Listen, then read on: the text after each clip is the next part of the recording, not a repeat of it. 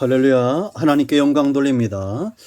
오늘부터는 로마서 8장으로 들어갑니다. 로마서 8장을 묵상하고 공부하는 일에 큰 감동이 있고 흥분이 있습니다. 이 귀한 은혜를 나눌 수 있음에 감사합니다. 저와 여러분 모두가 구원에 대한 확신과 구원받은 이후 생명 얻은 이후에 예수 그리스도 안에서 이루어지는 놀라운 삶의 축복들을 경험하기를 원합니다. 구원의 과정과 로마서뿐만 아니라 성도 삶의 전체를 다루는 중요한 구절을 한 구절을 찾으라면 바로 로마서 8장 30절입니다. 이 말씀을 보십시오. 또 미리 정하신 그들을 구원이 그냥 이루어지지 않고 예정 가운데 있다는 거죠. 또한 부르신 그들을 또한 의롭다 하시고 때가 되매 그들을 구원시키고 의롭다 하신 겁니다.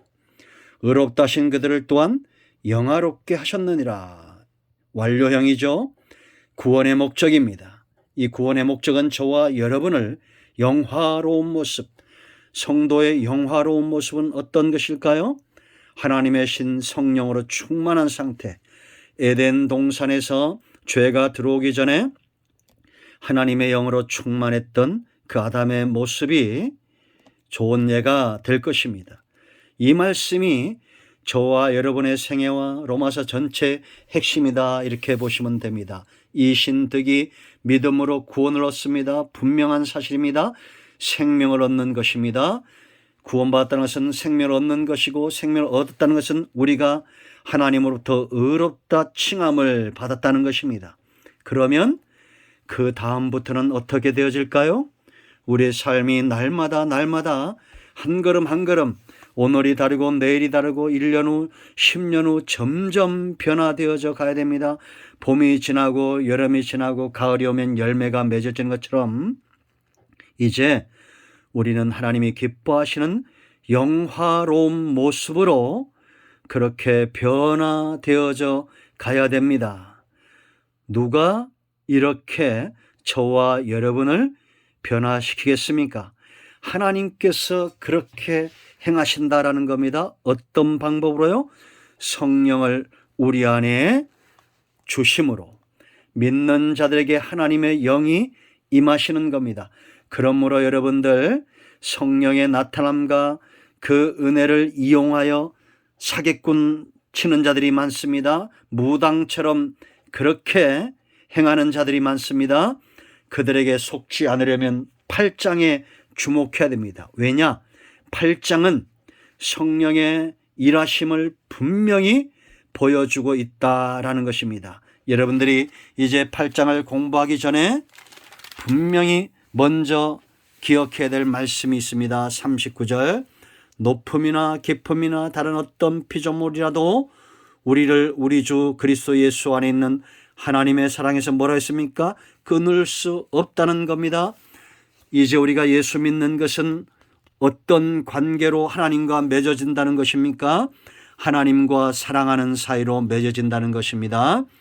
생각을 해보십시오. 속성의 문제, 본성의 문제를 생각할 때 하나님의 사랑이 더 크겠습니까?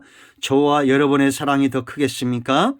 하나님의 사랑이 훨씬 천만 배 더 많은 억만 배 더 하나님의 사랑이 큰 것입니다. 그러므로 저와 여러분의 구원의 문제는 의심되어질 수 없습니다. 저와 여러분이 삶에 있어서 영화로 가는 과정들을 의심할 수가 없습니다. 왜냐?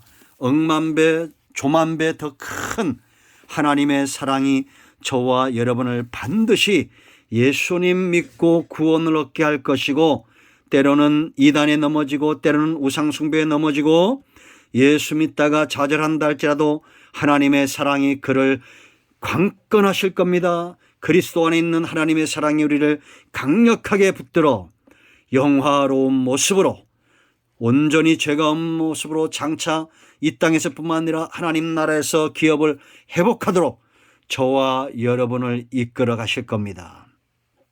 이제 우리는 어떻게 할까요? 협력해야 되겠죠. 모든 것이 협력하여 선을 이루게 될 터인데, 그러기 위해서 우리는 어떻게 해야 됩니까? 성령이 어떻게 일하시느냐에 우리는 밝히 알고 협력해야 됩니다. 고집스럽게 우리가 야곱처럼 하나님의 뜻을 떠나고 불순종하여 하나님을 멀리하는 삶을 살면 안 됩니다. 인간적 꾀로 살면 안 됩니다. 그 결과는 험악한 세월로 다가올 것입니다. 여러분의 생애가 지난 동안에 어떠했습니까?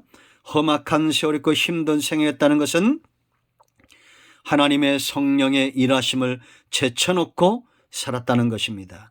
그렇다면 이제 8장을 통해서 눈이 열리고 귀가 열려져서 성령이 우리 가운데 어떻게 일하시느냐에 주목해야 됩니다. 할렐루야. 그럴 때 우리의 삶이 달라질 것입니다. 여러분, 낙심하지 마세요. 왜냐? 예수 그리스도 안에 있는 하나님의 사랑이 우리를 절대 놓지 않기 때문입니다. 강력하게 우리를 붙들고 있고 그 하나님의 사랑의 메신저가 성령입니다. 우리 안에 거하시는 성령. 내가 알지 못하지만 인격적인 분이라 죄악된 내가 오랫동안 성령 안에서 이 관계를 등한시했지만 그래도 하나님의 영은 우리를 떠나시지 않습니다. 대가가 지불되었기 때문입니다. 내가 선하고 의롭고의 문제가 아닙니다.